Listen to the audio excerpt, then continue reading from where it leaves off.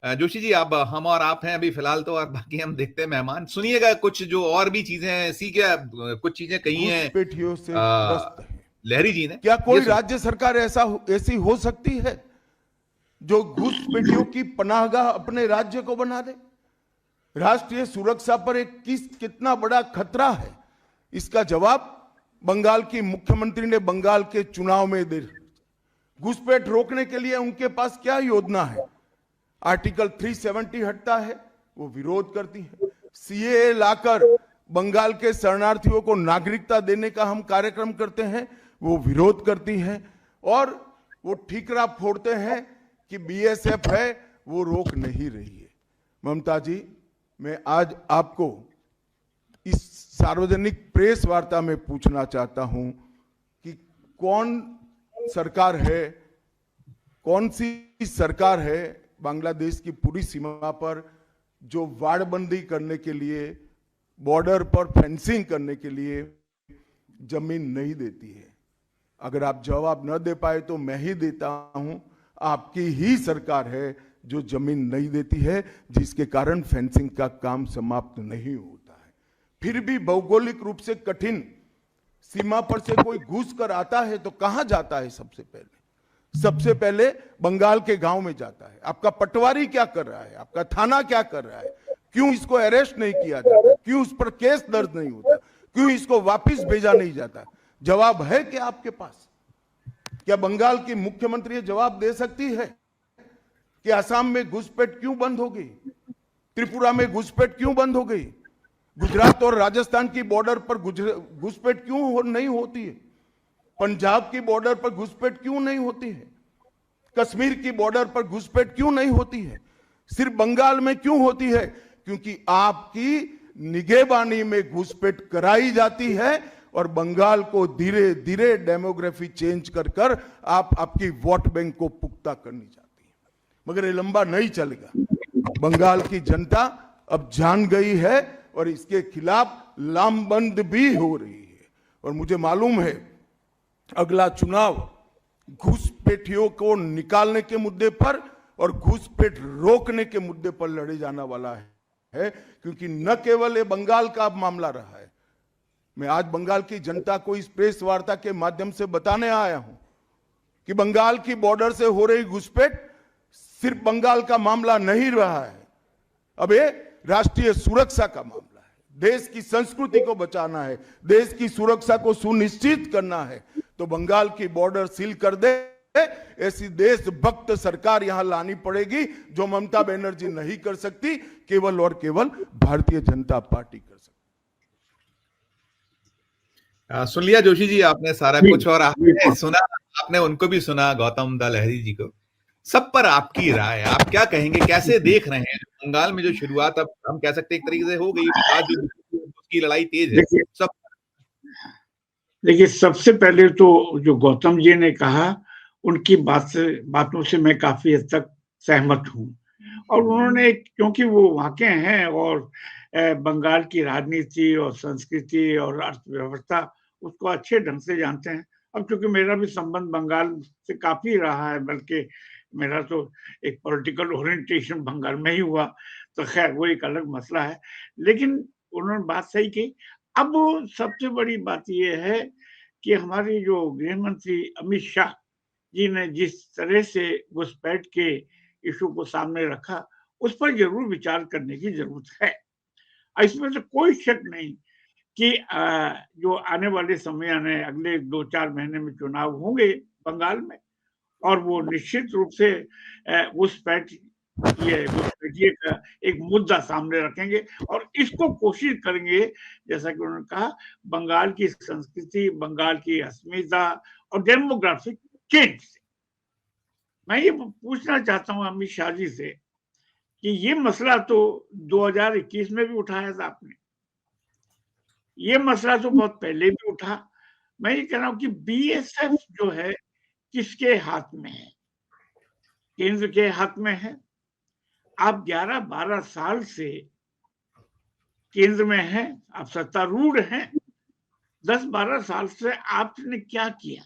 यानी आपके पास क्या है, ये मान के हम कहें कि बीएसएफ के पास पर्याप्त स्ट्रेंथ नहीं है? अगर पर्याप्त नहीं है तो उसमें बढ़ा सकते हैं। जब आपने कश्मीर जैसी चीज को 370 समाप्त करके और आप दावा कर रहे हैं कि घुसपैठिए खत्म हो गए, लेकिन मैं तो ऐसा मान के नहीं चलता, आज भी वहां पर होते हैं। आप कहते हैं कि आतंकवाद कैसे हुआ? आतंकवादी क्या घुसपैठिए नहीं है क्या? मैं सवाल गृह मंत्री से पूछा जाए कि क्या जो टेररिस्ट हैं वो जोशी जी कैसे आज आज आज ममता बनर्जी ने कहा है क्या पहलगाम भी हमने कराया था क्या? कौन था वहां? मैं उसी पे आ रहा कि पहलगाम जो किसने कराया, या उससे पहले पुलवामा को आप ले लीजिए।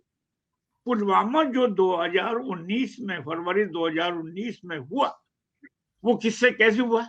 उससे पहले चलिए पठानकोट ले लीजिए, तो क्या वहां भी ये ममता जी के बीएसएफ वाले खड़े थे क्या? ये पूछा जाना चाहिए कि भाई वहां तो आपके बीएसएफ हैं, दूसरी हैं, दूसरे फौजी हैं, और इसके बाद भी पहलगाम हुआ, आपका पुलवामा हुआ, और भी वो कई चीजें हुई। तो भैया क्या, तो इसका मतलब ये है कि जिम्मेदारी आपकी है। माना कि चलिए थोड़ी देर की मान लीजिए किसी लिए ममता जी कुछ सॉफ्ट कॉर्नर रखती है, थोड़ी देर की मान लेते हैं, तो चलिए आप तो स्ट्रांग हैं, आप तो ये कहते हैं कि हम घुसकर के मारेंगे। जब आप ये अपने बाहों को और शौर्य को दिखा देते हैं कि हम तो पाकिस्तान में घुसपैठ करके मारेंगे, तो क्या आप इनको रोक नहीं सकते? वहां सेना भी तो है, बीएसएफ है तो सेना भी है, तो आप करिए, अंदर जाकर बंगाल के अंदर ये बांग्लादेश में घुस करके करिए। इतना ही नहीं, चलिए हमसे सवाल ये भी कर लें कि आज माइनॉरिटी हिंदुओं के साथ में क्या हो रहा है? आपने क्या किया पिछले 1-1.5 साल से? आपने क्या किया? आपने कितना डिप्लोमेटिक काम किया? कुछ नहीं किया। आज भी वहां पर हिंदुओं की हत्या हो रही है, मंदिरों पर हमले हो रहे हैं, क्या आप रोक पाए? तो अब मैं तीसरी बात पे डेमोग्राफिक चेंज। चलिए साहब, माना कि ममता जी सॉफ्ट कॉर्नर रखते हैं और अपना वोट बैंक बढ़ाने के लिए कर रहे हैं, अंत में क्या होगा? अगर वहां डेमोग्राफिक चेंज हो गया तो ममता जी तो कोई जिंदगी भर नहीं रहने वाले, अगले अनंत काल तक तो नहीं रहेंगे, नुकसान तो उनको भी होगा। ये तो मोटी सी बात है, इसको समझने के लायक है कि मोटी सी बात है कि उनका भी तो नुकसान होगा अगर वो मान लीजिए इतना लीनियंट होते हैं। तो मैं ये समझता हूँ कि ये जो घुसपैठिया ये एक शगुफा है, इसके माध्यम से वो चुनाव जीतना चाहते हैं। मैं इनसे ये सवाल कर सकता हूँ अमित शाह जी से कि साहब, आपने बिहार में भी ये आरोप किया था पंचम स्वर में, कितने घुसपैठिए निकाल पाए? चलिए वहां तो फिर ममता जी को आप पोस रहे हैं, कटघरे में खड़ा कर रहे हैं। बिहार में कौन? बिहार में तो आपकी सरकार थी। ये कहना कि असम, अच्छा असम में तो और भी कई समस्याएं हैं, वो वहां पे सर्वे कराया गया था, उसको अचानक रोक दिया गया, तो वहां किसने रोका? तो कहने का मतलब है कि वो इसके माध्यम से इसको एक बहुत इमोशनली आप ब्लैकमेल कर रहे हैं बंगाल की जनता। और मैं ये बता दूं कि वहां ये कहना कि अपने बिल्कुल मतलब ये सच है कि जो बंगाल की जो सांस्कृतिक संरचना है उसको समझ पाने में दिक्कत है इनके सामने, इसमें दो राय नहीं है। क्योंकि बंगाल केवल कलकत्ता ही नहीं है, बंगाल गांव में आप जाइए, आप कैसे रविन्द्रनाथ टैगोर को आप जान सकते हैं, ऋत्विक घटक, आपके सजीत रॉय, मृणाल सेन, आपके ये कहा जाए बंकिम चटर्जी, इन सबके साहित्य, शरद चंद्र चट्टोपाध्याय, इनके साहित्य को हम लोगों ने पढ़ा है, तब समझा है बंगाल की संस्कृति क्या है। आपने कितना पढ़ा?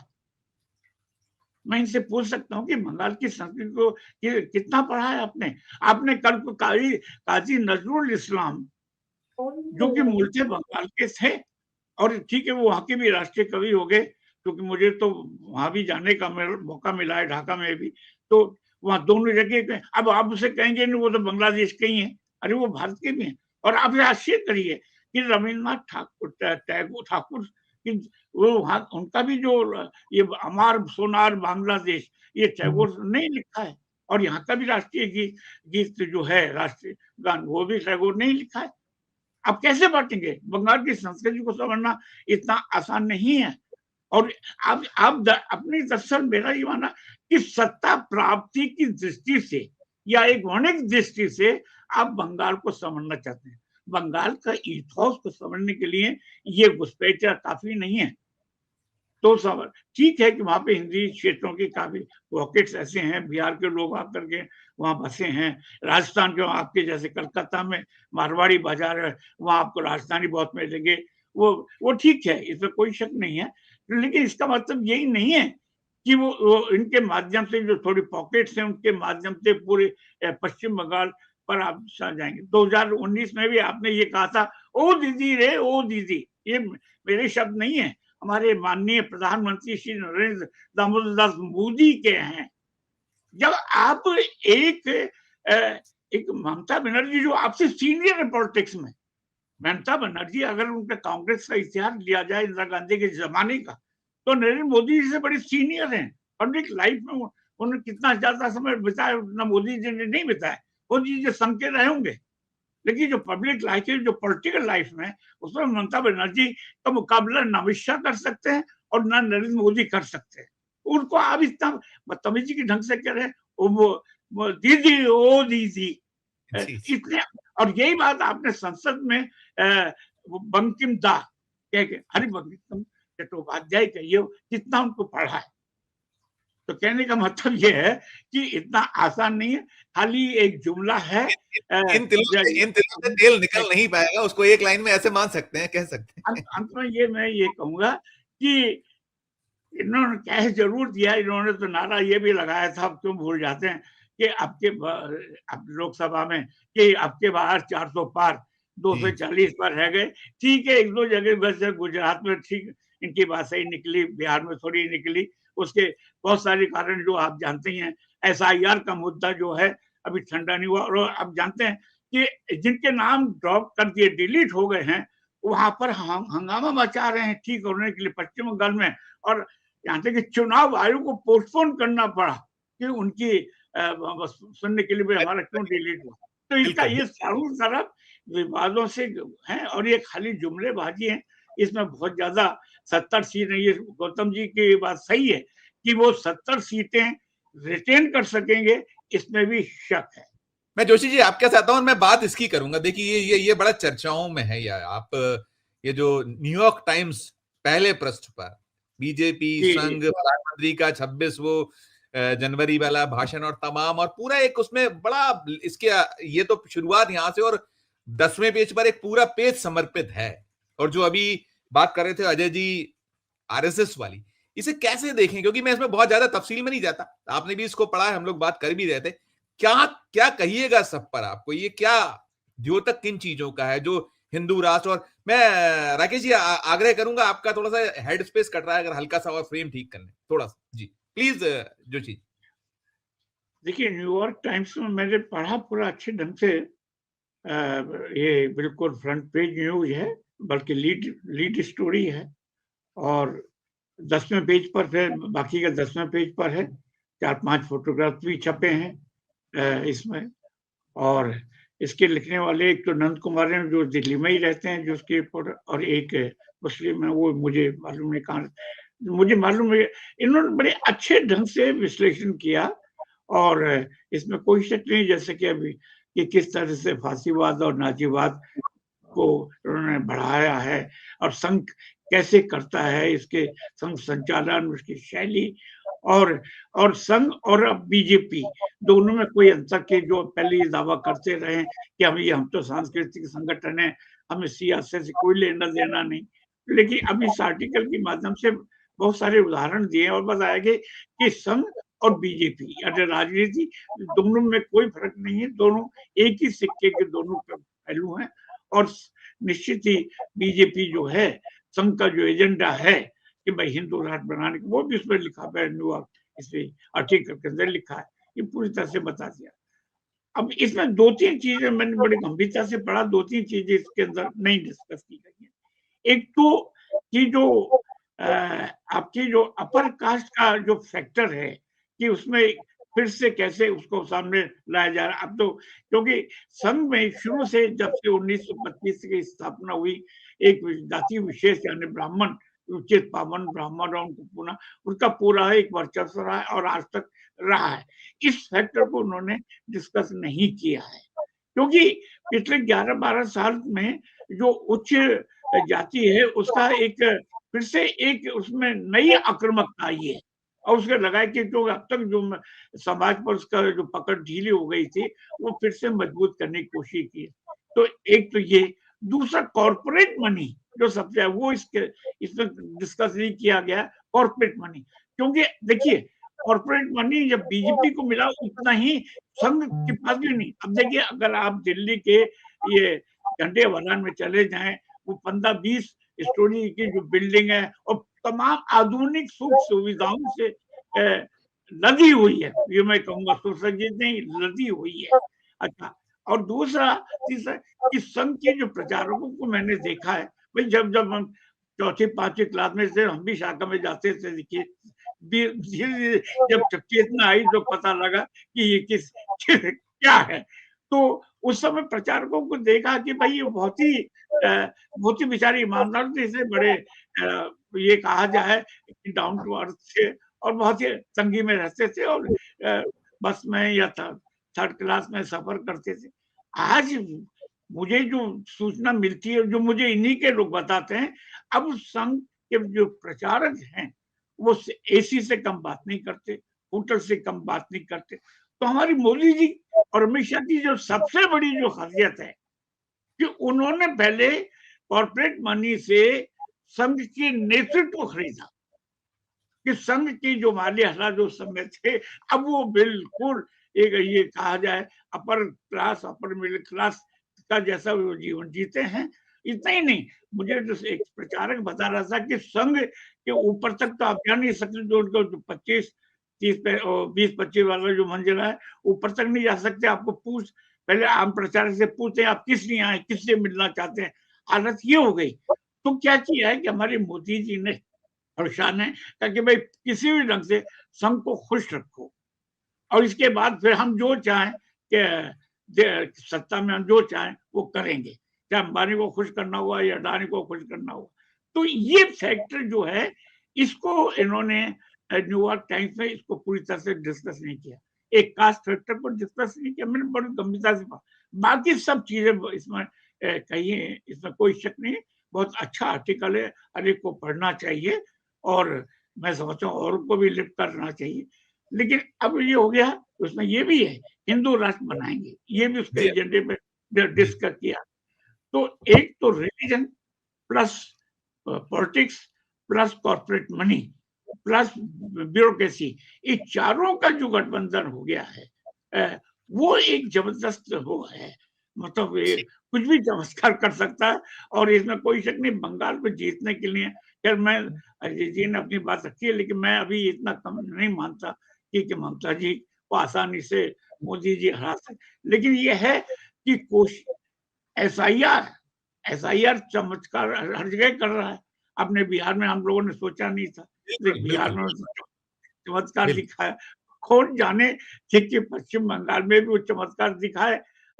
आपको मालूम है कि ममता बनर्जी जीत रही थी पहली बार, लेकिन वो वहीं बैठी रही, लेकिन अंत में हार गई और उनका विरोधी जीता। फिर बाद में बाई इलेक्शन में वो जीत करके आई। तो कहने का मतलब कि कुछ भी हो सकता है, लेकिन ये है स्थिति बड़ी गंभीर है और मैं ये मान के चलता हूँ, देखिए संजीव जी, ये आसानी से सरकार नहीं छोड़ेंगे, सत्ता नहीं छोड़ेंगे और संघ इसका जो बैकबोन है वो है, उसको समझना बहुत जरूरी है। इस समय हमको ये मान के चलता हूँ, इस समय हमारा जो मुख्य जो यानी लोकतंत्र और संविधान का जो मुख्य दुश्मन कहूँ या शत्रु कहूँ या मैं एकेडमिक लैंग्वेज में कहूँ कि what is the principal contradiction in today's politics. So let us resolve the principal contradiction. और उसके लिए कांग्रेस को साथ में आना चाहिए, सबको वो इंडिया अलायंस जो गठबंधन है उसको मजबूत करने की जरूरत है कि लोकतंत्र और संविधान को बचाने की, इतना मैं मानता हूँ। इसलिए ममता जी को अभी साथ में रखना बहुत जरूरी है। ममता इतनी कमजोर उनको ना समझा जाए, और कांग्रेस और लेफ्ट अगर थोड़ा सा उनको भी एक मिले स्पेस तो बिल्कुल अच्छा रहेगा। मैं तो इस मत का हूँ, स्पेस उनको मिलना चाहिए।